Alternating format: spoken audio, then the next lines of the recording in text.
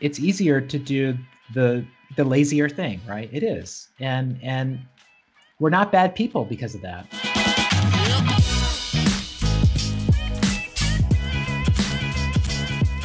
Hey guys, welcome back to another interview. I hope you are doing okay wherever you are around the world.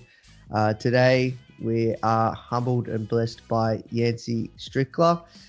He is the co-founder of Kickstarter and he has a lot to share. So Yancey, thank you so much for taking the time. Yeah, thanks for having me on. Really appreciate it. So the first question that we ask everyone that comes on is, how'd you get your job? Um, well, I mean, what is my job? is a great question. But um, I mean, the job of Kickstarter, say the job of building that came through uh, actually just sort of a chance encounter, meeting Perry Chen, who'd first had the idea for Kickstarter a couple years before, meeting him in Brooklyn at a restaurant, and we became friends, and he ended up sharing with me this idea he had a few years before, where he'd wanted to put on a concert in New Orleans, and he was going to have to pay like $20,000 up front, and he just couldn't front that kind of money, and had the notion instead of, what if I proposed the idea for the concert online, and people put up their credit cards to buy tickets, but no one is charged unless the show sells out. But at this moment when we met, this is 2005, and this is a dramatically different internet.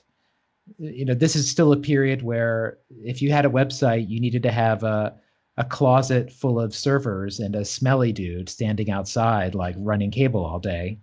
And but yeah, Kickstarter for me began with us meeting. And at the time, I was a music journalist, and I had a record label that I had started and ran on the side. And I was just living in New York and loving culture and just trying to hustle my way into doing cool things. And then just made a new friendship and just started building something. Yeah, wow.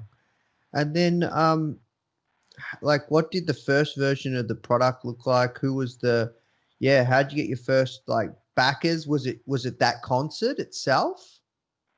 um, no, that concert never ended up happening. But the very first project was one by Perry, which was to try to make 100 screen printed T-shirts, and that project actually failed.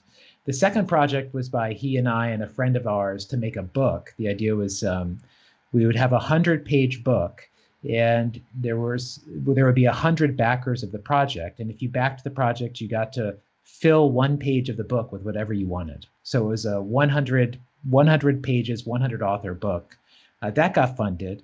But I mean, the first version of the product, the first mock-up of the product was in like 2005, 2006. There was a clear vision of what Kickstarter should be, but it took like three plus years to build it, because we were non-technical co-founders, myself, Perry, and Charles Adler. We were hiring external developers, making a lot of a lot of just not great decisions. And so it took quite a while, but the vision was always there, but it took almost 4 years for it to be executed, despite like, trying hard all the way. But, one of the things that was always so critical was that, we were focused on artistic and creative projects. When Perry had imagined the idea for crowdfunding, we saw that it could be used to buy Jenny a prom dress or like send someone to college. It could be used for anything. But to us, fundraising meant charity and meant like guilt and meant, a very different culture than what we imagined. And what was more exciting to us was people coming together around new ideas. And we felt like a place that would support new ideas would need to have a certain kind of culture, a certain kind of energy. You wouldn't want it to be guilt based. You'd want it to be like enthusiasm, passion based, like, fan community based. And so, we were very conscious of what the culture of the site would be in terms of who it was intended for. And so from the very beginning, like we it was invite only to get in. We had firm rules about, you couldn't do charitable things. And we were trying to build a very specific kind of community. And that led to like excluding a lot of things. And there is a path where Kickstarter could have pursued becoming like the Walmart of crowdfunding or something. But we were always very clear that our goal was to serve this audience, to build a product solving this challenge of how creative ideas get put into the world. And yeah, and that was always that North Star. Interesting. I haven't shared, but I'll show you. This book was crowdfunded on Kickstarter. Nice, Yeah, nice, we nice. raised over $200,000 to bring this to life. Whoa, So whoa. yeah, look, very very familiar with the platform, very very familiar with the process, and I know many people are like, if you think of crowdfunding, you think of Kickstarter, and you guys have built a tremendous business. Now I know you also recently wrote a book called This Could Be Our Future, and I'd love to talk about that and the whole premise of the book. But before we do, I'd love to still just talk a little bit more about the origin story, because a lot of people can find this kind of stuff really intimidating, right? Like when you want to start a business, especially software, especially a two-sided marketplace. It's certainly not easy.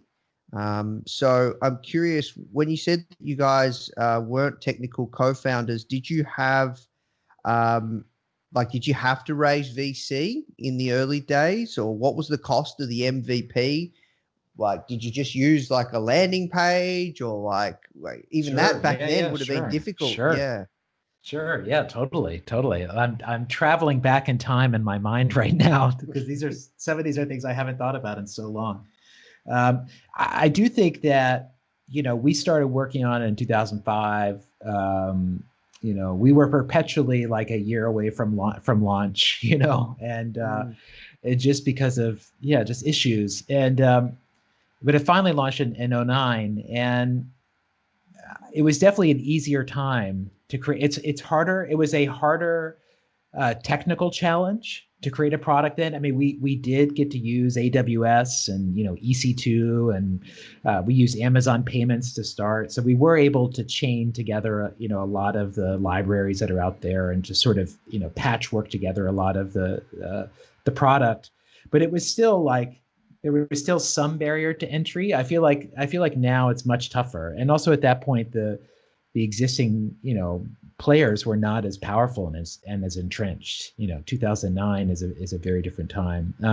The first landing page, well, first off, our name was first Kickstarter with no E because we couldn't afford the domain with like ER. So it was Oh, there tr.com. you go. That's a good Yeah, one. that's some real talk, real talk. And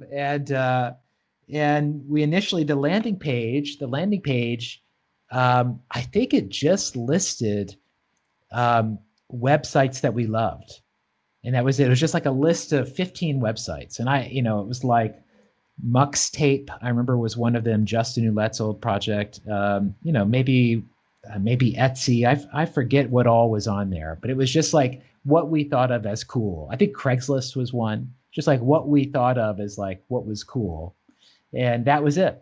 And it's like, get in touch if you want to talk. That was like the first Oh, the wow. first splash page was it, just showing love and just trying to send signals to the people that we thought were kind of most influential, the people whose approval we wanted, you know and but yeah, I mean, in terms of fundraising, we had like friends and family money early on, and most of that came from artists.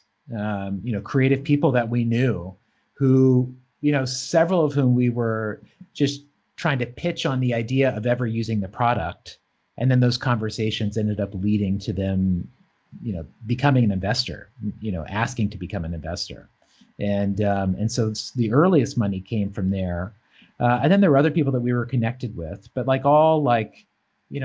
really professional, not like a, institutional investor by any stretch. And then that got us basically to a launched product. And, no one, like, developers getting paid, no one else getting paid.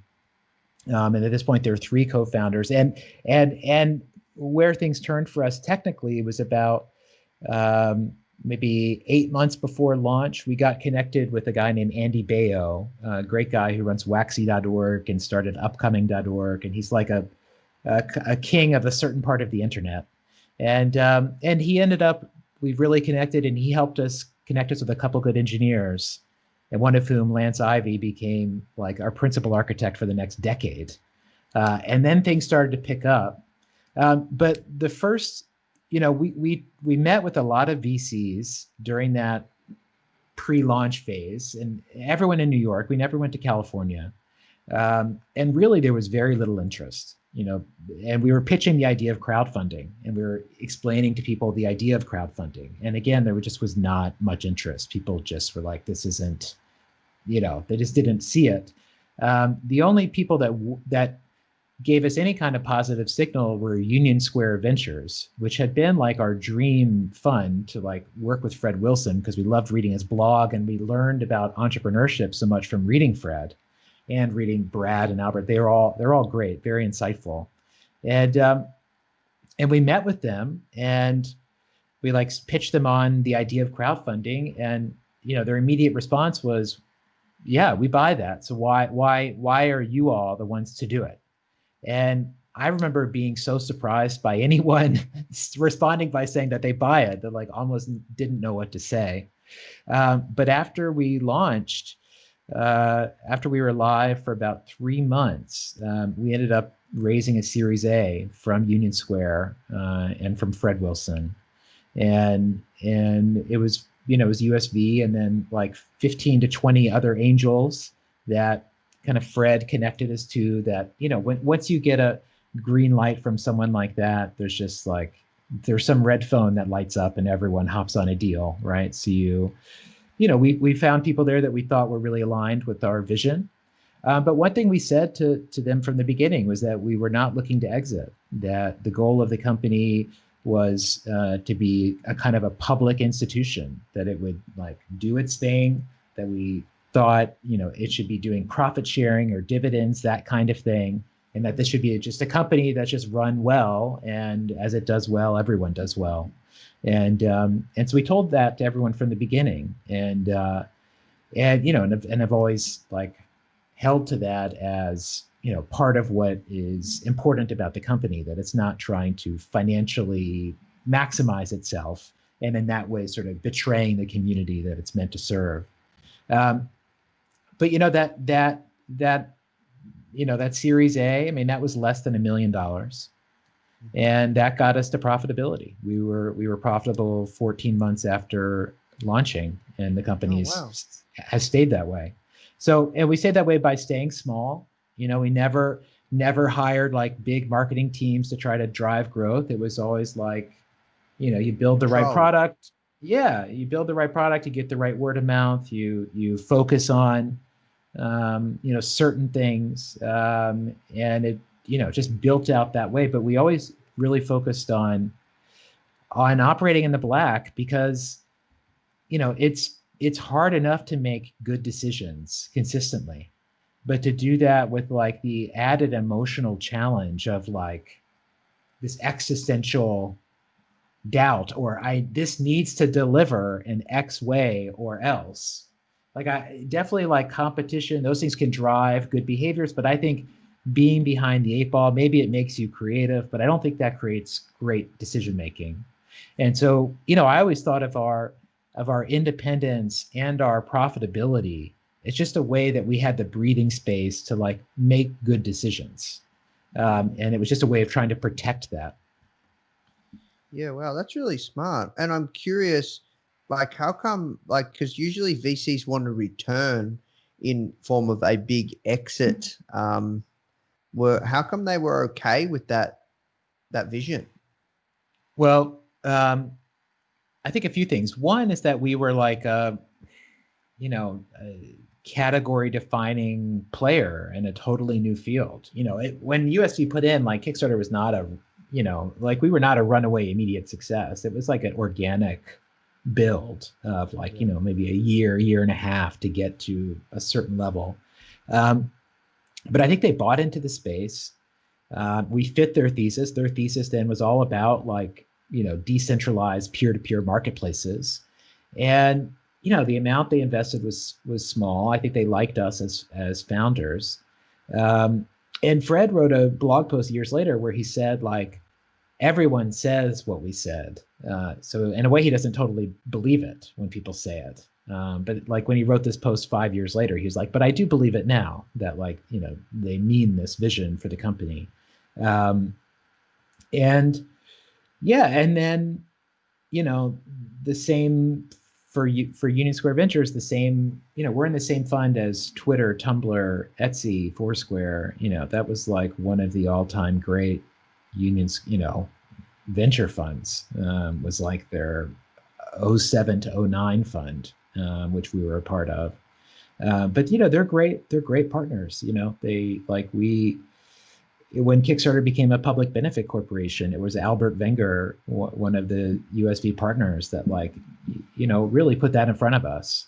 And Fred was been a great mentor to me, and yeah, just great people, and that care about the right things, and they're it's the kind of thing where you, whether it's a coincidence or not, they care about the right things, and they also do really well for themselves, and also they are everyone's first pick. When you go out, it's like, you go to, you have your Harvard and you go on down, like, USVs in that kind of tier. Uh, and yet they are, not nearly as greedy or aggressive as, probably everyone else on that list. And so, yeah, I think very highly of them. Yeah, wow.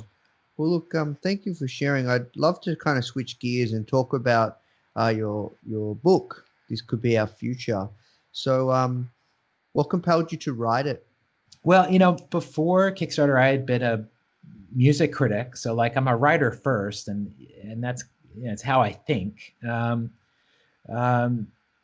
but after I left Kickstarter, I stepped down as CEO 3 years ago, and I wasn't sure what I was going to do.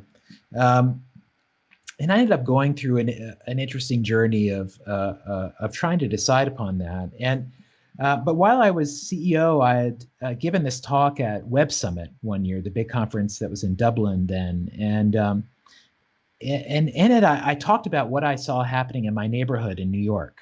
I lived at the time in the Lower East Side, and there had been a place around the corner from where I lived called Mars Bar that had been a punk dive bar in like the 80s. So it's like part of CBGB's and like New York scene. And in 2013, that Mars Bar got torn down and replaced by a TD Bank, a bank branch. And what was crazy was that there were already 4 other of that exact same bank branch within a 15-minute walk of that same corner. There were like 2 other ones in the same neighborhood. Here's the third of the same bank in our neighborhood and pushing out like a landmark. And, as someone who lived in the neighborhood, it was like, how come no one has a say? And how does this make any kind of sense? And so I ended up researching this and learned that like the number of bank branches in New York City had increased by like 1,000 between the mid 2000s and the mid 2000 teens. And I realized that if you look at a map of where all the bank branches are, it's nuts. I mean, they're everywhere. And this was largely happening as a form of real estate speculation and branding. And these are like liability write-offs. There's a lot of financial machinations that happen with this. But I also realized that in every one of these storefronts, there had once been something like Mars Bar, like a place by a New Yorker for the fellow New Yorkers, and those places are being pushed out.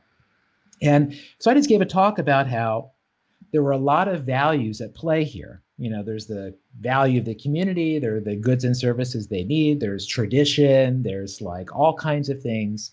But yet there is this value of financial value, which just overrules all of them and actually overrules everything. And that truly, if you looked at the world through this lens, you could see that we all operated according to this invisible assumption that the right choice in any decision is just whichever option makes the most money.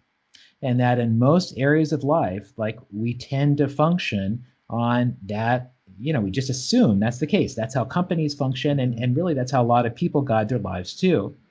And so I called this out, and I showed how this was like why there's so many more movie sequels. And this talk struck a chord. It became like a transcript of it became like #1 on Hacker News for a couple days.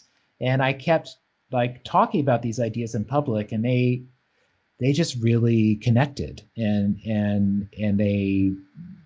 it was just a way to make something visible that's like harder to feel. And so when I left, I really was interested in digging more into that idea. And so I spent a year and a half writing a book that is really takes on this argument of how we came to believe in financial maximization, this assumption that the right choice is whichever option makes the most money. And I show that this idea is actually fairly recent, that it really began to dominate culture in the 1970s. But it hasn't always been here. We think that this is natural or how things have always been, but it's not. I show this study where UCLA, since the 1960s, does a massive survey of college students all across the United States and asking them about their goals in life. And they're supposed to rank like 12 goals according to how essential they are. And one of these goals is to be rich, is to be very well off financially. And in 1970, the percentage of American college freshmen who said being rich was an essential or very important life goal was 28%. 28% of them said that was very important. That year, the #1 life goal was to, quote, develop a meaningful philosophy on life. 86% saying that is essential or very important. In 2016, the last year this study came out, the percentage of college freshmen who said being rich is essential or very important, 84%. The percentage who say having a meaningful goal in life is important is about 40%. The percentage of, and you can see year by year how this belief grew. The percentage of college students who want to start a family, the same. Percentage of college students who want to be an artist, the same. Percentage of college students who want to, excel in their field, the same. But there's been this growth in a belief in wealth. And so I like talk about why I think that happened, ways that I think it is rational, ways in which I think we have adopted a value system that also gets us into trouble. And in the second half of the book, I argue for a positive evolution in saying that we base a lot of these assumptions about the primacy of financial value on the idea of self-interest. At the core of Adam Smith's idea of Wealth of Nations is self-interest, that a man will act according to his or her self-interest, which I think is true, and that we should trust people to act according to their self-interest. However, I believe that we have settled on too narrow a definition of what self-interest is because of a long line of philosophical ideas that sort of culminated in game theory. We view self-interest as like this individualistic right now desire. Like self-interest is what I need right now. And in the book, I introduce a framework that expands how we define self-interest, and that shows that our self-interest is about what we want and need right now, but it is also about what our future self wants and needs, about what our now us, of our friends and our family, the people that depend on us, the people whose lives we shape with our actions, what they want and need, and also what future us, what our kids and everybody else's kids, what they want and need. And that every choice we make leaves a footprint in all of those spaces. And that like we operate in a way that now that we are blind to most of the ways that our decisions impact our lives and the world. But I created a very simple framework, a 2x2 framework, that has these 4 boxes: now me, now us, future us, that I call the Bento. It's an acronym for beyond near-term orientation. But this simple framework is a way to see beyond right now. And like the Japanese bento box, which has 4 compartments and a lid, which lets you carry a variety of dishes without them getting spoiled. And the bento box also honors a Japanese dieting philosophy called Hara Hachi Bu, which says the goal of a meal is to be 80% full. That way you're still hungry for tomorrow.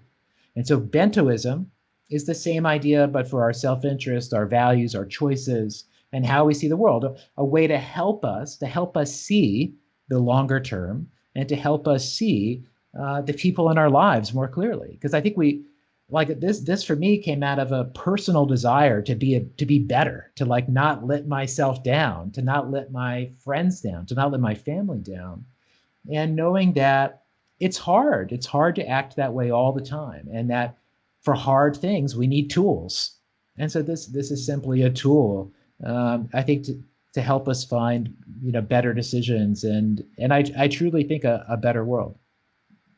Yeah, wow. This is really, really interesting. Because it's so crazy when you started saying around like usually the conscious decision we make is what makes the most money. And you're like, anyone, as soon as you hear that, you're just like, yeah, wow, that's so true, even from a business context. Like the your first batch of hires, it's like, well, what are the revenue attributable roles that you can bring on to Mm-hmm. build the company. And I think then if you look from a personal life standpoint, it all comes back to that. So I'm curious, from your findings, what caused this? Well, I think it was. I think there are a few different things. I think there's a philosophical line of thinking that starts.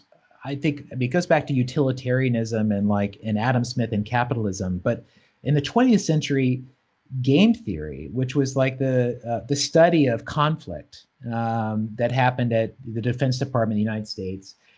It was just a way to study like how human beings interact with one another, and it produced this notion of like this rational man. And the rational man is someone who optimizes for their own self-interest. And it models out human behavior where it just assumes that like anytime 2 people meet, it is a conflict, and that one must be trying to get something from the other. And there began to be these assumptions baked in about who a person was. And um, there's there's a whole chapter there, but these ideas ended up having a strong influence on on the theories of economics, and really how the notion of free market economics took over, and especially began to shape how businesses operated. And like the crystallizing moment was in 1970, when the U.S. was mired in the Vietnam War, and there started to be a lot of noise and people protesting, saying, American soldiers are losing their lives, Vietnamese people are losing their lives, everyone's sacrificing. What are companies doing for the greater good? What are they doing for their country right now?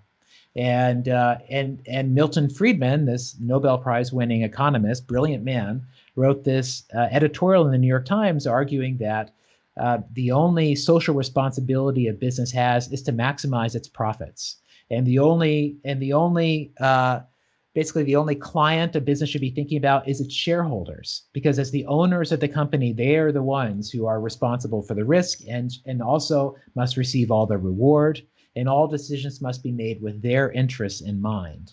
And this was like a super compelling argument for a few reasons. Number one, it was like at the time, businesses really were viewed and judged according to like their civic virtue. They were members of the Kiwanis Club. Like the company would brag about how many employees they had and how long tenured they were. Like it was a very different calculus of what it was to be a company.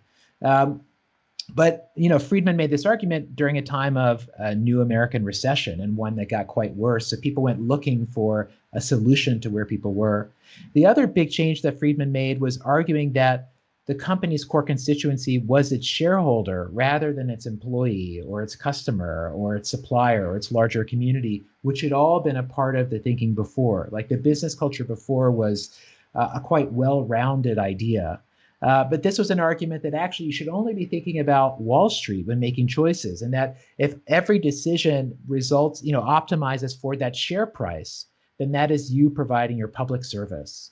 And so you can track at this moment, just a couple of years after this, like the pay for American workers has been stagnant ever since. Like layoffs and those things began in a major way. Stock buybacks, like companies laying off people and then distributing that cash to investors, began in a major way. And like the operating manual for companies really shifted at this moment. There was a period in the end of the 60s where kind of the old order of capitalism, which we call the golden age of capitalism of like the 1940s to the late 60s, began to stumble. And this new financialized notion of what the purpose of a company was took over. And so there's just like this mindset that has been taught in business schools, that is taught into what it is to be successful. That's just part of the water we all swim in. And I didn't understand this at all until Kickstarter. I mean, I didn't study business in college. I was like a English major, but being inside the company, and even inside a company that was so mission oriented, you could feel what the assumptions were as a company, as a for-profit company, like what the assumptions were of what you were supposed to do. You were supposed to, maximize profits in these sorts of ways. You were supposed to try to raise as big of VC funding as possible. And we thought about all those things, but we also watched our friends do those things and watched the pain of it. Watched how raising a ton of money meant, you're just basically signing a post-dated check. And every decision from that point had to ladder back to meeting that post-dated check. And what a slippery slope it was to go from let's send one newsletter a week of just stuff we think is cool to like let's send 5 a day. Look at what the numbers are like. And just how easy it is to justify yourself into those positions. And also especially seeing in meetings and me making a financial decision in these meetings, but where you have a tough decision, a 50-50 decision, and maybe choice A has a clearer revenue outcome, but there's like some non-revenue negative things that you don't quite know how to quantify. Choice number 2 has the revenue is slightly less, the other things aren't an issue. 9 times out of 10, everyone's going to choose choice A, right? And they're only going to choose choice B when it's a crisis and they feel like they have to apologize. And what's happening in that room is that even everyone can feel emotionally why this is a harder decision. But we lack the language to have like a real rational conversation. It's like the money thing is rational, real. Everything else is just feelings and emotion. And it is that now because we haven't learned how to express that in a way that I think can be as operational as it should be. So I think a lot about just those tough moments that every organization faces, where it's like there's the thing our heart wants us to do, there's the thing the calculator tells us to do, there's the thing everyone else tells us what to do, and 9 times out of 10, you go with the calculator and you just hope that if we make enough, we can fix this later. And that's not evil thinking, but it's hard to back yourself out of that.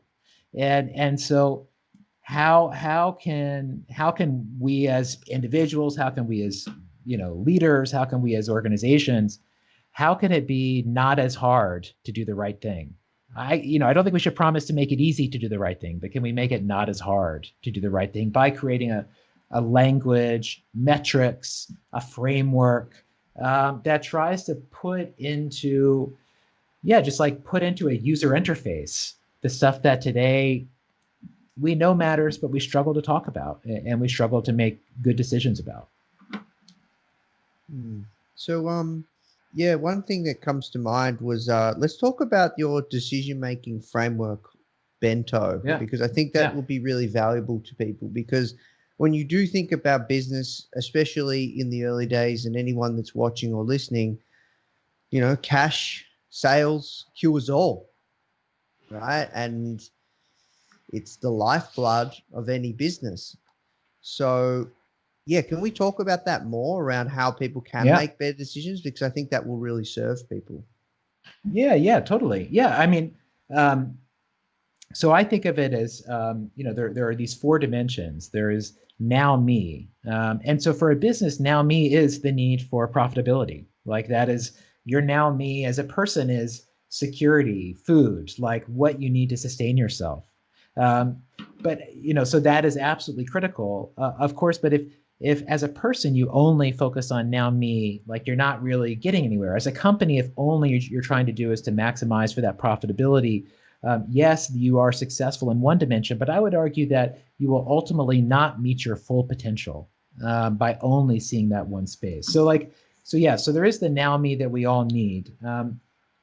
Future me is like, when I think of my future me, I'm imagining like the ultimate version of me, the version of me I hope I get to be when I grow up. The one that made the right choices. As a company, your future me are your values.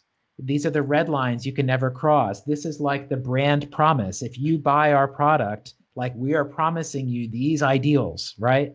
And so for you to think about your future me, you're saying like these are the things that must always be true of me as a person or as me as a company, to for me to be in integrity with who I am, for me to be really who I am, for me to be authentic, and for me to create meaning.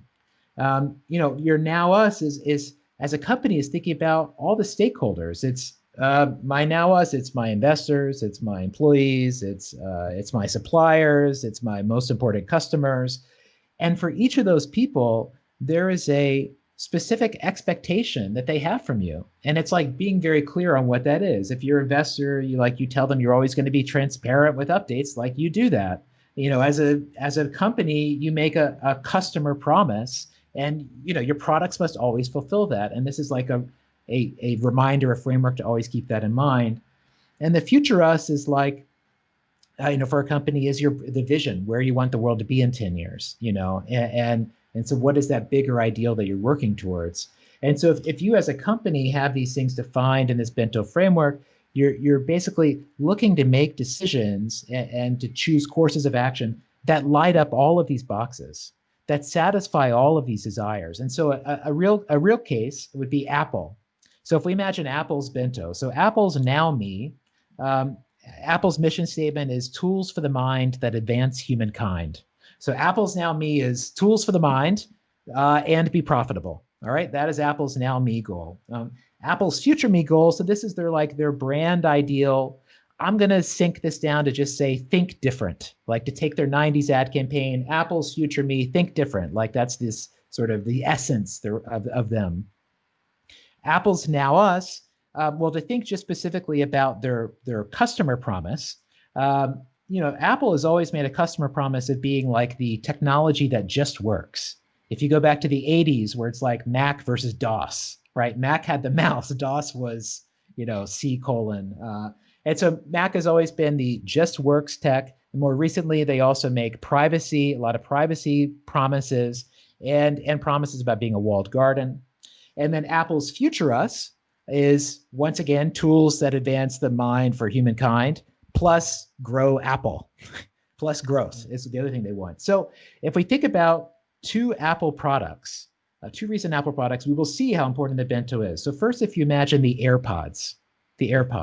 So are the AirPods a good product from the bento perspective? Well, the now me for Apple says tools that advance humankind. Yeah, sure. AirPods, cool. Future me, think different. Do the AirPods think different? Yeah. There's no wire, totally a think different Apple kind of product. The now us, well, for customer, they want things that just works. Well, this is where the AirPods are kind of magical. You put them in, they just play. You pull them out, they stop. The in and out thing is like pretty magical. So yes, definitely on now us. Future us, growing Apple, sure. Yeah, so like the AirPods, most importantly, the AirPods satisfy this think different ideal and this like just works ideal. Now, if you compare that instead to the touch bar that went on Mac laptops 2 years ago, new product came out at the same time. Yes, it satisfies this think different idea, but the touch bar doesn't just work. It doesn't offer any real utility. It satisfies just one part of like what makes Apple Apple, but it doesn't fulfill all of them. And so in that way, it's a failure. It's a failure as a product because it doesn't adequately meet those expectations or exceed those expectations and sort of express the essence of who they are as a brand, as a company. And so I refer to that ideal as coherence, an ability to create coherence. This is where like multiple wavelengths come together and create something more powerful as a result. And so when you make decisions with the awareness of all of these spaces, just like the impact of what you do is so much greater because it's just like truly in line with who you are. And so you could do this as an organization, and then I do it as a person too. I've lived according to my bento for like 2 years now, and it's tremendous. Yeah, wow. I'm really curious, like on a personal level, like what are the values that you draw against when you live against to your bento? Yeah, I could show you. I'll hold it up here. Yeah. The magic of television. So my now me is to show people the matrix. So to know my now me, I ask myself, what do I want and need right now, and I like brainstorm a million things. And I said I need like financial security, good health, like projects that I'm excited to work on. And I tried to sum this up in this simple idea of show people the matrix. So like I'm at my best when I'm connecting ideas and just like helping people, helping guide people. That's like when I'm most in line, when I'm like kind of in sync with who I am. My future me, so like my older, wiser version of me, is always telling me to create harmony. So my parents divorced when I was young, so I like have a lot of like I need to bring people together is core to who I am. And my other one is don't sell out. Like my whole career, like the idea of betraying my values for financial reasons has always been like a big red line. So like that's a voice that's always there. My now us is about a very core group of family and friends and having deep time with them. By deep time, I mean when I'm with my friends, I never look at my phone, like I'm all the way there. Um, and my future us is about, so what is the world I want for my child, for my kid? I want a better matrix. It's not that there isn't a matrix guiding our choices, but there's one that's like more fair, more sustainable, working to all of our benefit. And so I make choices and think about my life through the lens of my bento, where I'm like, am I doing things that fulfill who I am? And I use it to ask real questions. And so an example I had not long after coming up with this was I get asked to do talks for companies, and sometimes I get asked to do talks for like companies I don't really like, like say a pharmaceuticals company or something like that. And I in the past I've always said no to these things, and I also feel kind of pissed off for even being asked for some reason. But I got asked one of these not long after making the bento, and so I thought, okay, I should ask the bento what it says. And so I asked my now me, should I do this talk for a company I don't like? The now me, which says show people the matrix, says, yeah, this is what you're all about. Let's do it. My now us, which wants a deep time, says, an hour and a half to share ideas, like we're down. My future us, which wants a better matrix, says, you can't just preach to the choir, like this is where you gotta be. And my future me, which says don't sell out, says, no, you're just selling out. You're a sellout. You're a sellout. It told me no. My future me told me no. And suddenly I recognized this voice that had been getting so angry in the past. And it was my future me. And my future me, I pictured as like a bouncer, this big dude standing outside my values, trying to protect me and like keeping stuff out it knew I didn't want. But because I could see, because I had the active awareness to see all of these spaces, I had the right, I had the agency to tap that bouncer on the shoulder and say, no, no, it's cool. I got this. I got this. Let him in. And that was only possible because I could just see this larger picture, and I could really check in with all the ways that this decision was impacting me in my life. And so that led me to make a totally different decision, and led me to like make that decision feeling good about it. and feeling like I was doing that in a way that was like true to me, in a way that was selfish, in a way that I wasn't like compromising, but was like absolutely in line with who I am. And so I think of that as being like in a flow state of life, and like we know what it is to be in a flow state, like with music or exercise, being in the out, being outdoors. But like to get there on a day-to-day level is a lot harder, obviously. And it's not that I'm always there, but I know the elements that create that for me. And this has become so powerful to where I use this to create my to-do list every week. I use the Bento as a thing to generate ideas and like hearing different parts of me, what I should do. And and yeah, and I even think about like a good day is a day where I like do something for each of these parts of myself. I'm like I create now us time every day. I literally call a friend every day since doing this. I think about future us with my kid. It makes me think about my time with my son differently, right? Because I'm like investing in a way that is for him and for me, and is like even more meaningful. So it's been very powerful. And so for the last 8 months or so, I've been teaching and longer. I've been teaching workshops and guiding people. Taught this to a few thousand people at this point. And over the last 9 weeks, have been doing a weekly gathering meditation. I don't know what you want to call it. It's like 20 minutes, called the Weekly Bento. And it's like, about 40, 50 of us get together and we journal, and I create exercises and experiments that we go through together to just like better see ourselves and to help each other make decisions. And it's cool. It's cool. It's a real part of my life now. And I didn't know, I stumbled across this. Like I didn't intend to create this. This was like scratching my own itch and just trying to express this in a way that, made sense to me. But yeah, I really recommend it. And if people want to join the weekly bento thing, just bit.ly/weekly bento, put in your email address. And I do it 3 times a week now. And people are coming and we're having a lot of fun. Yeah, wow, that's incredible. And this all started with the idea of the choice that we make when it comes to what makes the most money. Yeah. It was just trying to unpack why do we assume that that's true? Right. My question was, my belief was our assumption that financial value is essentially the only rational choice. I think that is, I challenge that assumption. I think that the world of rational value is much wider than just financial value. And I want to give an interesting example of that in a second.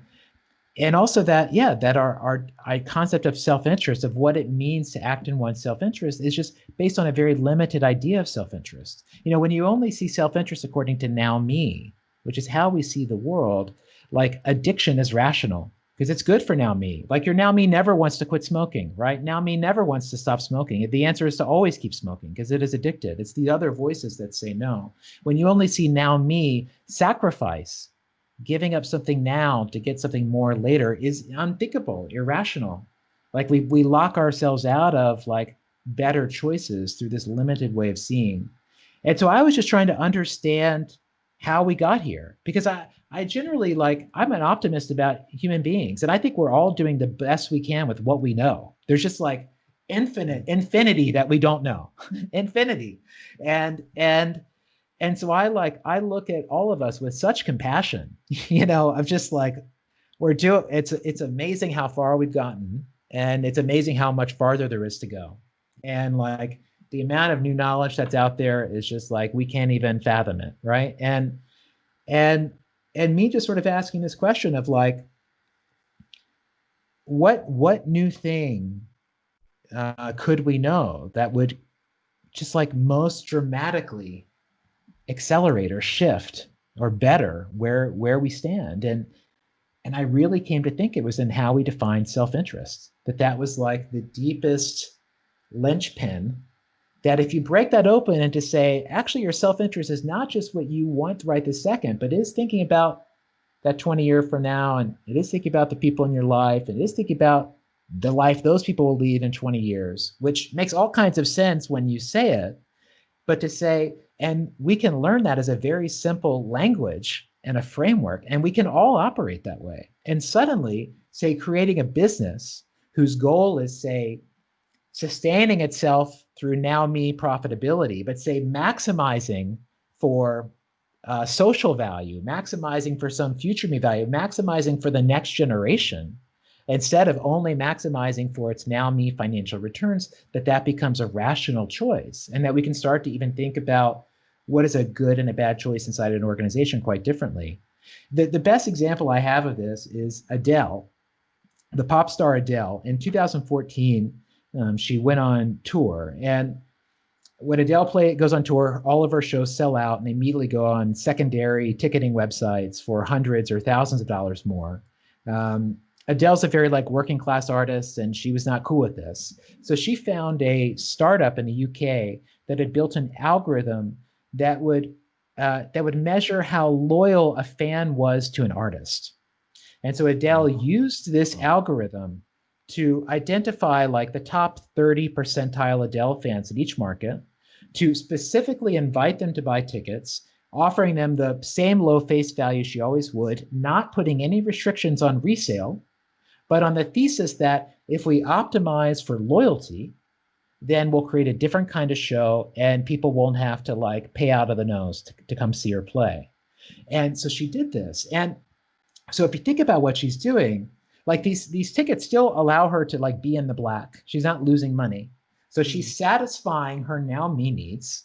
She's satisfying her now me needs, but then she's optimizing for the now us value of loyalty and a communal experience on top of that. And she's doing so in a way that's like has a mathematical expression that is repeatable, and that is like a way of distributing goods and services based on a non-financial value, right? She's saying you satisfy a financial minimum, and then there's something else that's being maximized on top of that. And so to me, a Bentoist kind of transaction, a post-capitalist kind of transaction, is one where you are satisfying the financial requirement because duh, but like everything interesting happens after that. Everything interesting is about, well, what do you build on top of that? The notion of like the goal of business is just to grow the capital money supply. That's old. That's old shit. Like we have done that. We have done that. The most important work to be done now is building new values and to build businesses that are solving problems, to build businesses that aren't having to justify everything by its financial return, but instead say we will be a solvent, well-run organization that will, that can operate itself. However, we are going to use all of the smart brains of like our ops team to optimize for something else instead, because it's important, because it's what is most coherent to who we are as a business, because it makes us hardest to compete with over the long term, because this is what's going to make us a dependable business. And it is in your self-interest. This is the thing. It is in your self-interest. Like the Adele story, when I tell people the Adele story, people say, well, that's kind of cheating, right? Because if she's helping her most loyal fans, that helps her out in the long run, right? So it works out for her. And my answer is exactly. It always works out for us if we do this. It's only when we think that now me is the only path to getting what we want, we limit ourselves. And so it's foolish, but it's a foolishness of blindness, right? Yes, there's greed, there's those kinds of things in the world, but I think largely it's hard to keep those things in mind. As a society, we don't prioritize that kind of thinking, but I think those are like easily achievable things, like this being a part of our language, easily doable. Like, in the book, I write about this being a 30-year change. This is a generational change, like easily doable. And if you begin to accept these other spaces as being real, as being places worthy of investment, as like, I'm going to go to school to become an expert in future us value, whatever, like the shit we can build and do so without like everybody having to get equally woke or everybody having to adopt all the same whatever, but happening because it is demonstrably in our self-interest to do so. Because it just works out better. It works out better and it will be obvious. And so this is here. This is here. And I think a lot of the changes that are happening now can be mapped and understood in this way. And also a lot of how we've gotten into trouble can be mapped using this. I mean, I'm working on a piece now showing how like all the institutions of modern life, education, pension, social security, laws and police, unions, churches, all of those institutions existed to prop up the other parts of the bento. They were what created now us. They're what created future us. They're what created our future me. They're what supported those things, made those things possible. We have been decimating those things, especially in the United States, for decades. Also that we can optimize for more now me value. We've been bleeding the future dry. We've been bleeding the collective space dry just so we can squeeze out another 20% each year. And it's stupid. It's stupid. And the US is in real danger of, epic historic downfall at this moment. And it's this shit. It's this shit. It's this blindness to the truth of our lives, which is that we're not isolated individuals, each going to get ours. Like, yes, in some ways we're that, but a person who's only that is an asshole. A person who's only that is like, doesn't have friends. A person who's only that is not who you want to be.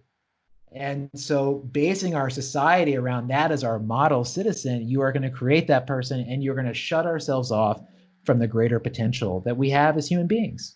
Yeah, wow. I love this. So look, this was extremely helpful, Yancy, and I can't thank you enough for just being so generous with your time. I've taken too much of it. We have to work towards wrapping up, but where's the best place people can find out more about your work and also your latest book? This could be our future, because, yeah, look, I agree with you 110%. People quite often are not in conscious control of the decisions that they are making. And it's so easy to forget. Yeah. Because you're just operating off, yeah, like you say, just like this matrix of just self-interest and yeah. Yeah, it's easier to do the lazier thing, right? It is. And we're not bad people because of that. We're not like, it's just harder. It's just harder. And so I look at that with compassion and say, we got to help ourselves out, So here's the simplest thing imaginable, 4 boxes, a 2x2. Like, it doesn't get any simpler. It doesn't get any simpler as a way to try to ground us in what's really going on. And, listen, I mean, I teach, like, people I'm teaching, it's like, yes, it's CEOs, but it's like store clerks. It is, it's across the spectrum. People around the world are finding this meaningful. And so if you're into it, bentoism.org is a site where you can like go through the process. And then you can find me at ystrickler.com, my first letter and last name.com. Awesome. And where can people get a copy of your latest book? This Could Be Our Future, a manifesto for a more generous world, available Amazon, booksellers, everywhere. It dives into all these ideas and much more, and it's a fun read. Amazing. Well, look, thank you so much for your time. I'm sorry I went over, and this was a ton of fun, and thank you for the work that you're doing. Yeah, thanks so much, Nathan. I really appreciate it. And congrats on your Kickstarter. I'm thrilled to know that was part of the journey somewhere in there. Oh, thank you. Yeah. Look, that was a while ago now. It was like 4 years ago at least. But yes, it was, look, really big fan of what you guys have done there. And it's just such an incredible platform. And yeah, really appreciate everything you're doing. All right. Thanks so much. Really appreciate it. The Foundr mission is to help you create an ass-kicking business and help you learn straight from the mouths of world-class founders. Get your free printed edition of Foundr magazine featuring Sir Richard Branson. Just cover shipping and handling at foundr.com/Branson.